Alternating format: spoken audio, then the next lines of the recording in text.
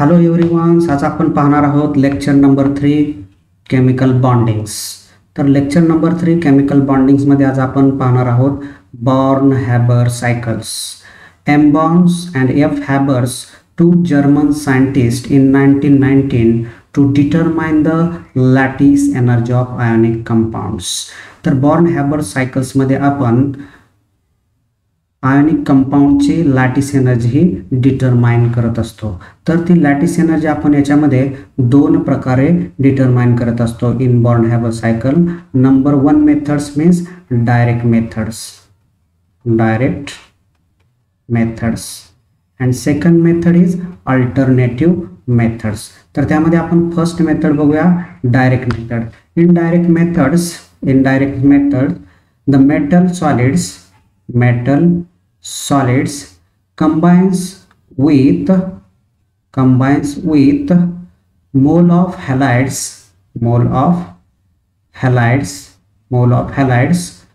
to form metal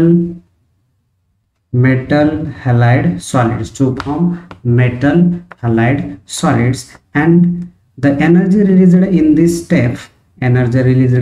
step, the heat of formation of mx solids, that is delta HF, is equal to minus x kilojoule per moles. म्हणजे direct methods मध्ये आपण काय केलेलं आहे, जो metal solid आहे, metal solids react with halogen molecules to form metal halide solids. The energy released in the form of heat of formation is equal to minus x kilojoule per moles. म्हणजे याच्यामध्ये ही step आपली जी आहे ती step म्हणजे कोणती आहे, ही direct method आहे. ही जी method आहे ही कोणती आहे, डायरेक्ट मेथड. त्यानंतर आपण सेकंड मेथड पाहणार आहोत. सेकंड मेथड्स म्हणजे कोणती मेथड आहे आपली, alternative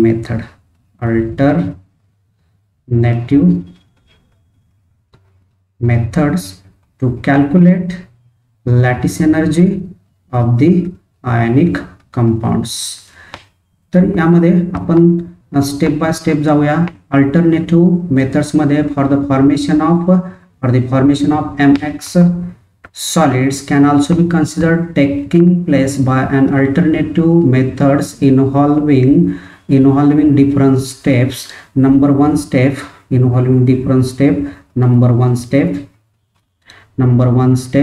sublimation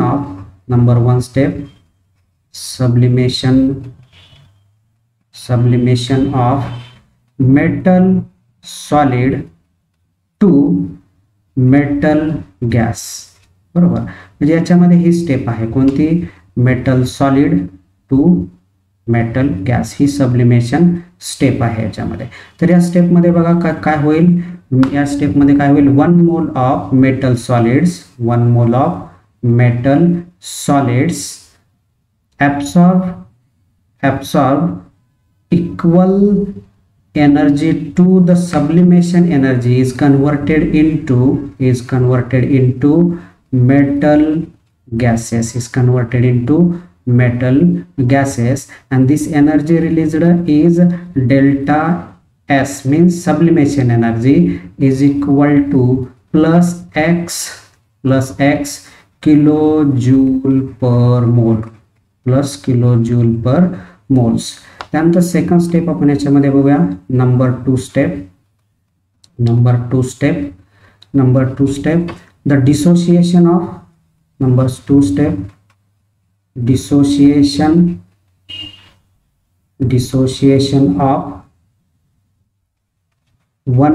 X2 gas, means mole of halides to halogen atoms,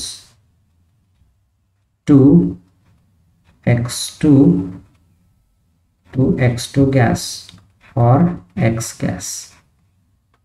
तर याच्यामध्ये आपण कशी रिएक्शन दाखवू शकतो, the 1/2 X2 gas absorb equal to half its dissociation energy is converted into gaseous halogen atoms. The amount of energy released, 1/2 H D means dissociation is equal to plus X kilojoule per moles. म्हणजे या ठिकाणी आपण ही step पाहिलेली आहे. म्हणजे metal पहिल्या step मध्ये काय होते, sublimation of metal solid to metal gas. Second step मध्ये काय होते, dissociation of halogen molecule to halogen atoms, molecule पासून ॲटम तयार होत आहे. तर याच्यामध्ये आपण नंबर 3 स्टेप बघणार आहोत. नंबर 3 स्टेप जे आहे, number 3 step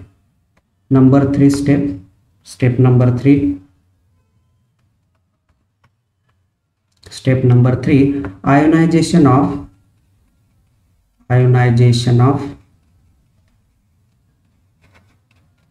metal gas to metal gases cations. Means the metal gas atoms absorb equal energy to ionization to form metal gases cation to release electron or loss of electrons, means ionization energy of metals. This energy is known as delta H I. Heat of atomization or heat of ionization is equal to X kilojoule per moles. तर या ठिकाणी ही next step आहे, ह्या born Haber cycle मध्ये ही step आहे. बरोबर. त्यानंतर next step आपण याच्यामध्ये बघूया, स्टेप नंबर 4. स्टेप नंबर 4 मध्ये काय होईल बघा. स्टेप नंबर 4 कन्वर्जन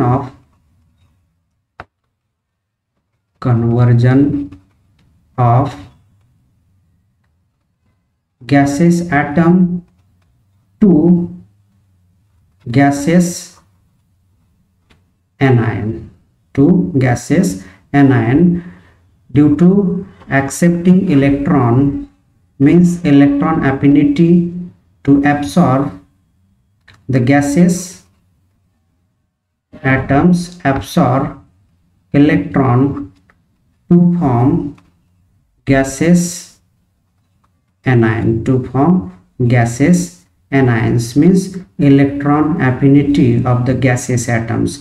या ठिकाणी जो इलेक्ट्रॉन रिलीज झालेला आहे मेटल पासून, तो काय करणार, हा gases ions halide gases ion काय करेल, गॅसेस ॲटम्स काय करेल, तो इलेक्ट्रॉन ॲब्सॉर्ब करेल. ॲब्सॉर्ब केल्यानंतर त्याचं कन्वर्जन कशामध्ये होईल, halogen ion in gases form. and this energy is known as heat of electron affinity is equal to minus X kilojoule per mole energy. and then आता next step होता, याच्यामध्ये जी last step आहे, याच्यामधली जी last step आहे ती म्हणजे कोणती आहे बघा. याच्यामध्ये जी लास्ट स्टेप आहे, step number 5. combination of metal gas cation plus halide gaseous ion to form 1 mole of solid metal halides, formation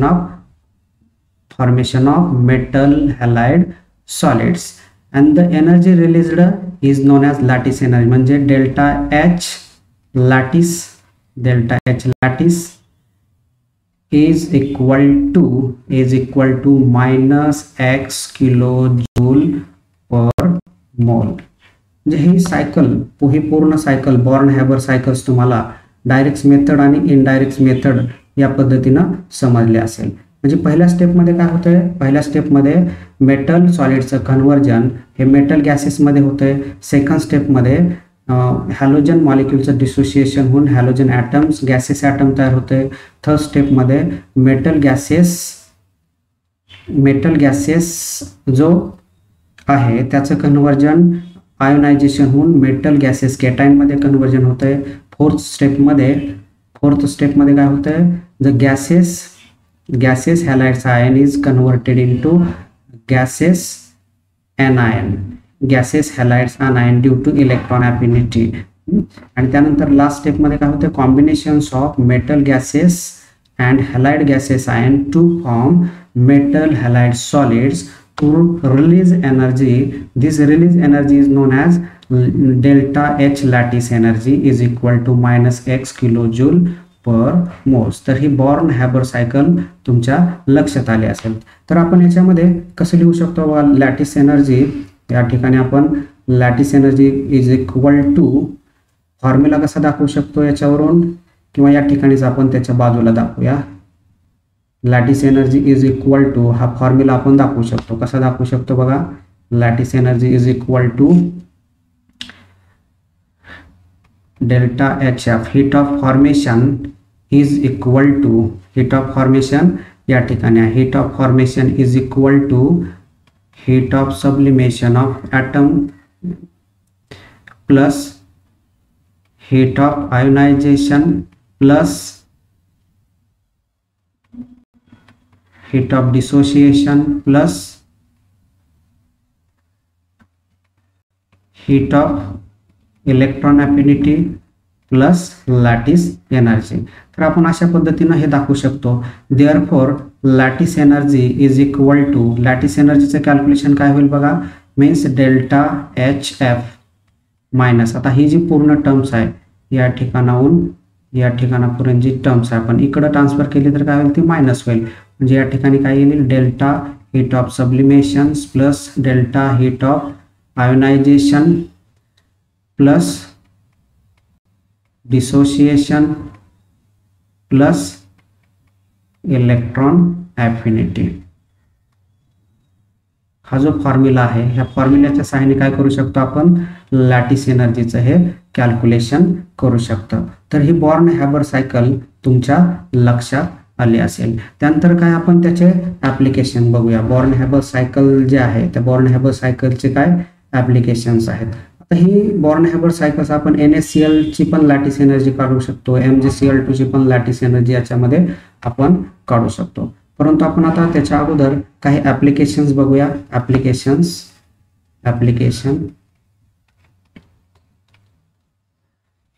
Born Haber cycle application. The applications number 1, calculating the lattice energy of ionic compounds. First, calculating lattice energy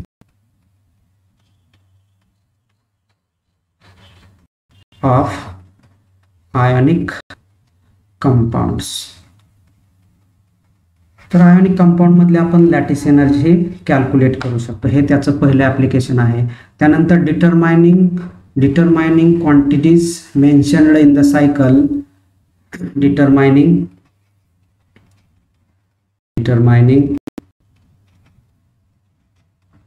quantities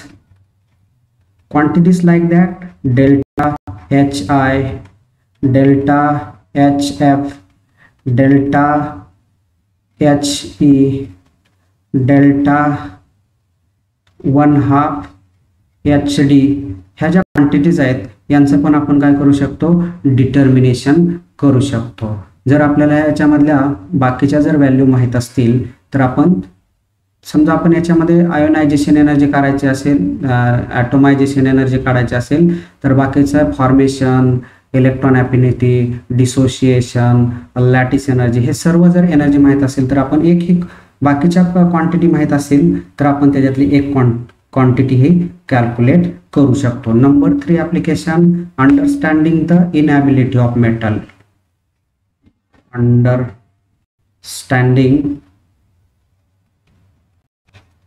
the inability of मेटलची liability आपल्याला या ठिकाणी understanding होते for the formation, कशासाठी तर for the formation of ionic compound, for the formation of ionic compound. Next application number 4, explaining the stability of various ionic compound. Explaining the stability of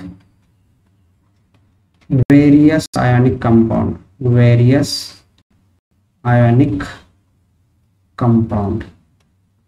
And application number 5, last application of Born-Haber cycles, understanding nature of bondings. Understanding nature of bondings. तर हे Born-Haber सायकलचे काय applications आहेत आणि हे applications फार महत्त्वाचे applications आहेत. तर हे ऍप्लिकेशन्स आणि Born-Haber सायकल तुम्हाला समजले असेल. तर Born-Haber सायकल्स मध्ये आपण आयोनिक कंपाऊंडची लॅटिस एनर्जी डिटरमाइन करत असतो. तर याच्यामध्ये डायरेक्ट मेथड्स आणि अल्टरनेटिव्ह मेथड्स ही कशा पद्धतीने आहे ही मी तुम्हाला समजावून सांगितलेली आहे. तर ही Born-Haber सायकल ही तुम्हाला समजली असेल. तर याच्यामध्ये बघा ह्या Born-Haber सायकल्स मध्ये आपण जे लॅटिस एनर्जीचं कॅल्क्युलेशन करतोय ते कशा एक डायरेक्ट मेथडने एक करतोय. या ठिकाणी बघा ही डायरेक्ट मेथड एक आहे आणि दुसरी म्हणजे कोणती अल्टरनेटिव्ह मेथड्स. या अल्टरनेटिव्ह म्हणजेच various path to determine the lattice energy. आणि एक ही डायरेक्ट मेथड म्हणजे काय एक हीट ऑफ फॉर्मेशनच्या सहाय्याने आपण काय करतो to calculate the lattice energy of ionic compounds, to calculate the lattice energy of ionic compounds. आणि त्यानंतर आपण काय पाहिलेलं आहे ऍप्लिकेशन्स ऑफ Born-Haber सायकल्स. तर हे पॉइंट्स तुमच्या लक्षात आले असेल. त्यानंतर आपण काय याच्यावरचे न्यूमेरिकल्स आहेत ते न्यूमेरिकल सॉल्व्ह करूया. नेक्स्ट पॉइंट आहे न्यूमेरिकल ऑन Born-Haber सायकल्स. तर काय आपण न्यूमेरिकल्स बघूया त्याच्यामध्ये. Number 1, calculate the lattice energy of NaCl crystal from the following data by the use of Born-Haber cycle. तर याच्यामध्ये NaCl ची Born-Haber सायकल आपण या ठिकाणी दाखवू शकतो. या ठिकाणी हा Na sodium metal react with 1/2 Cl2 in gases to form NaCl solid, formation of 1 mole of NaCl solid. तर पहिल्या स्टेप मध्ये काय होतं Na चं कन्वर्जन हे सोडियम गॅसेस मध्ये होईल. सोडियम गॅसेस मध्ये झाल्यानंतर या ठिकाणी काय असेल हीट ऑफ सब्लिमेशन असेल. त्यानंतर सोडियम गॅसेसचं कन्वर्जन हे सोडियम गॅसेस कॅटायन मध्ये होईल. त्यावेळेस काय असेल हीट ऑफ आयोनायझेशन असेल. त्यानंतर याचं डिसोसिएशन होईल म्हणजेच 1/2 HD असणार आहे. म्हणजे डिसोसिएशन होईल म्हणजे काय होईल या ठिकाणी Cl गॅसेसमध्ये कन्वर्जन होईल. Cl गॅसेसचं कन्वर्जन परत कशामध्ये होईल CS- गॅसेसमध्ये. यावेळेस काय असणार आहे हीट ऑफ इलेक्ट्रॉन अफिनिटी असणार आहे. हे मायनसमध्ये असतं. बाकी हे सगळं कशामध्ये असणार आहे हे प्लसमध्ये असणार आहे. हे प्लसमध्ये असणार. ह्या दोन्हीचं कॉम्बिनेशन होऊन आपल्याला काय मिळतं या ठिकाणी हा कंपाऊंड मिळतो. ही आपली Born-Haber सायकल NaCl ची पण तयार झाली. यालाच काय म्हणतो आपण लॅटिस एनर्जी. तर या ठिकाणी आपल्याला त्या व्हॅल्यू दिलेल्या आहेत. Heat of atomisation of sodium म्हणजेच या ठिकाणी ही व्हॅल्यू दिलेली आहे बरोबर. त्यानंतर heat of atomisation of chlorine म्हणजेच आपल्याला या ठिकाणी ही व्हॅल्यू दिलेली आहे बरोबर. त्यानंतर आयोनायझेशन पोटेन्शियल ऑफ सोडियम म्हणजेच या ठिकाणी आपल्याला ही व्हॅल्यू दिलेली आहे आयोनायझेशन पोटेन्शियल. त्यानंतर इलेक्ट्रॉन अफिनिटी ही निगेटिव्ह मध्ये असते तर आपल्याला या ठिकाणी ही व्हॅल्यू दिलेली आहे बरोबर. आणि हीट ऑफ फॉर्मेशन या ठिकाणी ΔHF हीट ऑफ फॉर्मेशन आणि आपल्याला ही व्हॅल्यू या ठिकाणी दिलेली आहे बरोबर. तर हा एक्झाम्पल मी तुम्हाला Born-Haber सायकल ऑफ NaCl ही काढून Born-Haber सायकल ऑफ NaCl ही काढून दाखवलेली आहे. तर आता त्या पद्धतीने आपण बघूया. तर याच्यामध्ये फॉर्म्युला काय येईल बघा, heat of formation of NaCl is equal to, formula काय येईल आपल्या याच्यामध्ये, heat of atomisation of sodium म्हणजेच काय, delta HS plus 1/2 HD dissociation of chloride plus delta HI plus delta HE plus U. हा फॉर्म्युला आपल्याला माहित आहे. आता लॅटिस एनर्जी ऑफ NaCl काढायची. U मीन्स काय, लॅटिस एनर्जी ऑफ NaCl. तर काय करावं लागेल आपल्याला, डेल्टा HF ऑफ NaCl हा या ठिकाणी ही जी पूर्ण टर्म्स आहे ते आपण इक्वल टू साइनच्या या साईडला पाठवल्यानंतर ही काय होईल, पूर्ण मायनस होईल. तर आपण ही ब्रॅकेटमध्ये व्हॅल्यू घेऊया, delta HS plus 1/2 HD plus delta HI plus delta HE. तर या ठिकाणी आपल्याला सर्व व्हॅल्यू माहीत आहेत. तर आपल्याला लॅटिस एनर्जी ऑफ NaCl कंपाऊंडचे आपण कॅल्क्युलेट करू शकतो. फॉर्मेशन्स किती दिलेले आहे आपल्याला याच्यामध्ये, फॉर्मेशन -410.9 किलो जूल मायनस, आता ब्रॅकेटमध्ये डेल्टा HS ह्या सगळ्या व्हॅल्यू आपण या ठिकाणी ठेवायच्या आहेत. आपण हे पहिली व्हॅल्यू ही ठेवूया 108.7 प्लस 120.9 प्लस 493.7 बरोबर. त्यानंतर प्लस आणि त्यानंतर मायनस 365.3 ह्या व्हॅल्यू आपण या ठिकाणी ठेवलेल्या आहेत.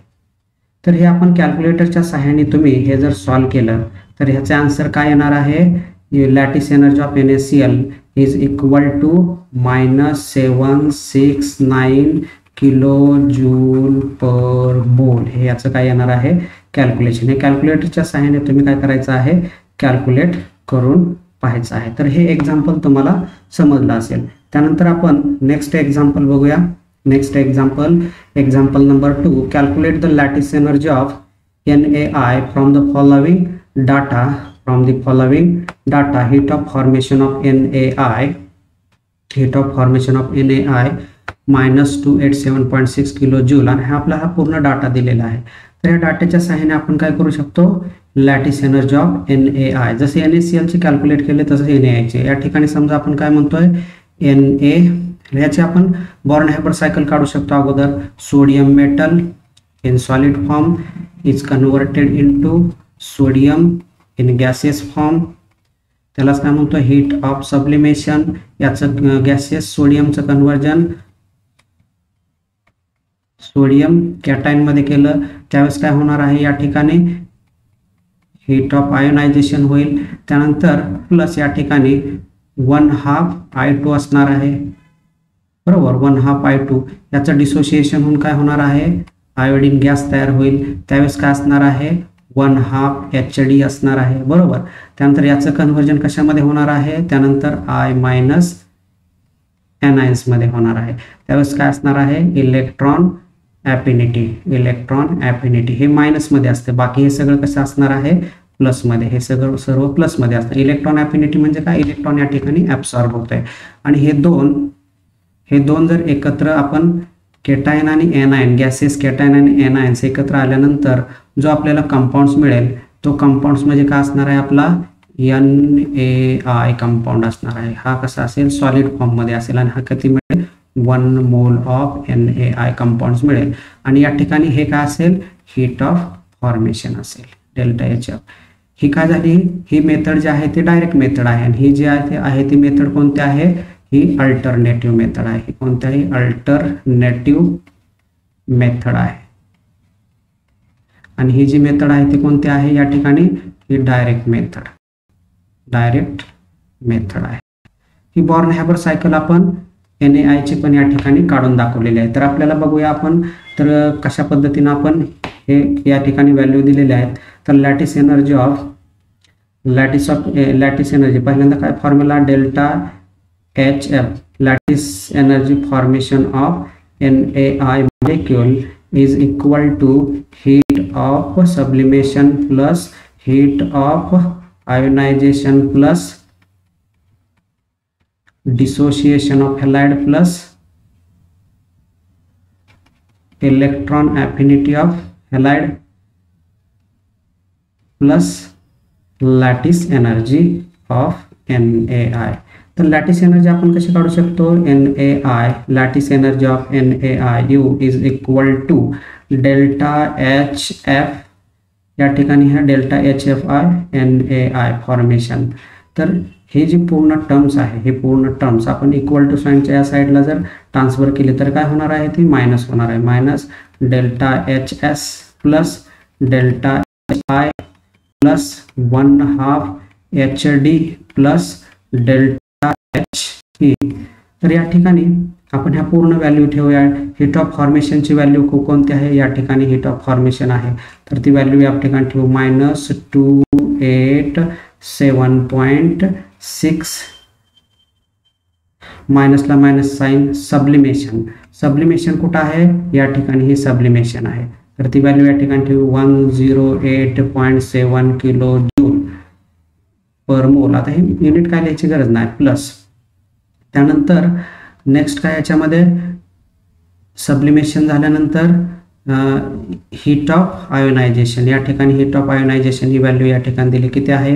493.8 प्लस त्यानंतर डिसोसिएशन. डिसोसिएशन आपल्याला या ठिकाणी दिलेलं आहे, हे डिसोसिएशन आपल्याला या ठिकाणी दिलेलं आहे, तर ते किती आहे? 106.6 दिलेलं आहे.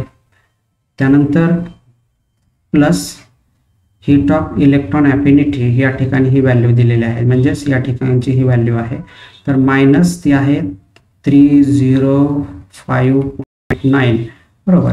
तर हे आपण कॅल्क्युलेटरच्या सहाय्याने हे तुम्ही व्यवस्थित कॅल्क्युलेट केलं तर lattice energy, U means lattice energy of NaI is equal to -690.8 kilo joule per mole एवढी काय येईल आपली ही लॅटिस एनर्जी ऑफ NaI.